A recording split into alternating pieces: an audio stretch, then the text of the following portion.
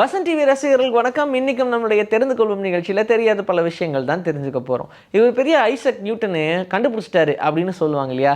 இந்த வாக்கியம் எவ்வளோ பெரிய வார்த்தை அப்படின்னு சொன்னால், நம்ம எல்லாருமே கிராவிட்டி அப்படின்ற ஒரு விஷயத்த கற்றுக்கிட்டதே அவர்கிட்ட இருந்து தான் அப்படின்னு சொல்லலாம்.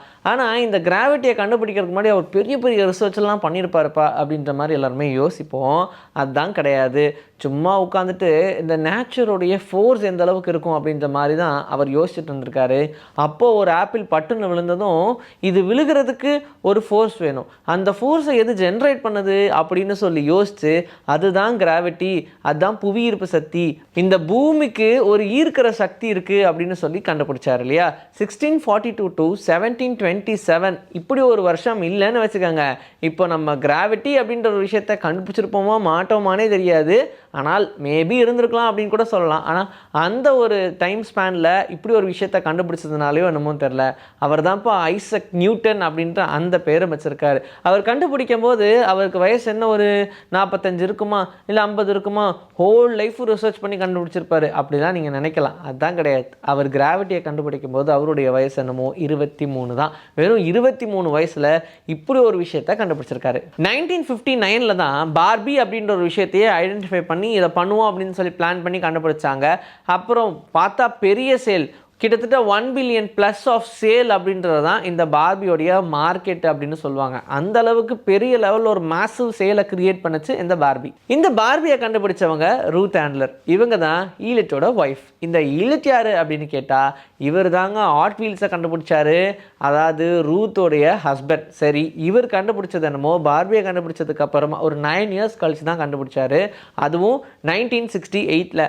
அதுக்கப்புறம் வந்துச்சு பாருங்கன்ற மாதிரி 9 பில்லியன் ப்ளஸ் ஆஃப் சேல் அப்படின்ற மாதிரி ஒரு மேசிவ் சேலை கிரியேட் பண்ணுச்சு. எல்லா குட்டி குட்டி டாய்ஸு அதெல்லாம் கணக்கு பண்ணுறோன்னு வச்சுக்கோங்க. இருந்தாலும் hot wheels is evergreen hot wheels அப்படின்ற மாதிரி இப்போ வரைக்குமே பசங்களுடைய ஃபேவரட் ஒன்னாக தான் பார்க்கப்படுது. Short sleeper syndrome. இந்த சிண்ட்ரோம் என்னப்பா அப்படின்னு கேட்டால், நம்ம எல்லாருமே நிஜமாவே வேணுமென்ட்டு ஒரு ஷார்ட் ஸ்பேன் மட்டும் தூங்கினா போதும் அப்படின்ற மாதிரி வாலண்டியராக நம்மளுடைய பிரெயினில் ஃபிக்ஸ் பண்ணிட்டு தூங்குவோம் இல்லையா? பெரிய தவறுங்க, நிஜமாவே பெரிய பெரிய தப்புங்க அப்படின்ற மாதிரி சொல்கிறாங்க. என்ன காரணம்னா, நம்ம தூங்கும்போது தான் நம்மளுடைய பாடி ரிப்பேர் ஆக ஸ்டார்ட் ஆகும் இல்லையா?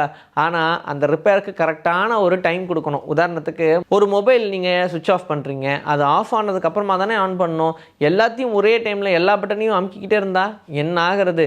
அதுக்குன்ற ஒரு டைம் கொடுக்கணும் இல்லையா? அப்படி எல்லாத்துக்குமே நம்ம பாடியில் ஒரு டைம் கொடுக்கணும். அதே மாதிரி தான் தூக்கத்துக்கும் நம்ம கண்டிப்பாக டைம் கொடுக்கணும். ஒருவேளை இந்த சிண்ட்ரோம் வந்துருச்சுன்னு வச்சுக்கோங்க, உங்கள் பாடி சரியாக ரிப்பேர் ஆகாது. நிறைய நெகட்டிவ் தாட்ஸ் உங்களுடைய பிரெயினில் ஓடிக்கிட்டே இருக்கும். ரிப்பேர் ஆகாததுனால பாடியில் இருக்கக்கூடிய ஒவ்வொரு பார்ட்ஸாக கழண்ட ஆரம்பிச்சிடும், டேமேஜ் ஆக ஆரம்பிச்சிடும். 6 hours அப்படின்னா அந்த 6 hours ஸ்லீப் அது டெஃபினட்டாக எல்லாருக்கும் மேண்டிட்டரி. அதனால் கண்டிப்பாக 6 மணி நேரத்துக்கு குறையாமல் தூங்குங்க. ஜேர்னல் ஃபென்டியர்ஸ் இன் சைக்காலஜி அப்படின்ற ஒரு ரிவ்யூவில் கொண்டு வந்திருக்கிற விஷயம் என்னென்னா, நம்ம ஏதோ ஒரு பர்சனை பார்த்ததுக்கு அப்புறமா சூப்பராக இருக்காங்களே அப்படின்னு சொல்லி இன்ஸ்பயர் ஆகும், அட்மையர் ஆகும் இல்லையா? அதை விட அதிகமாக அவங்கக்கிட்டேருந்து வர ஸ்மெல் மூலியமாக தான் நம்ம அதிகமாக அட்ராக்ட் ஆகிறோம் அப்படின்னு சொல்கிறாங்க. நீங்கள் நினைக்கிறது எனக்கு புரியுது, பட் அந்த மாதிரி கிடையாது. நம்ம ஒவ்வொருத்தருக்கும் யூனிக்கான ஒவ்வொரு ஸ்மெல்ஸ் இருக்கும். அந்த ஸ்மெல் நம்மளை ரொம்ப அதிகமாக அட்ராக்ட் பண்ணும் அப்படின்னு சொல்கிறாங்க.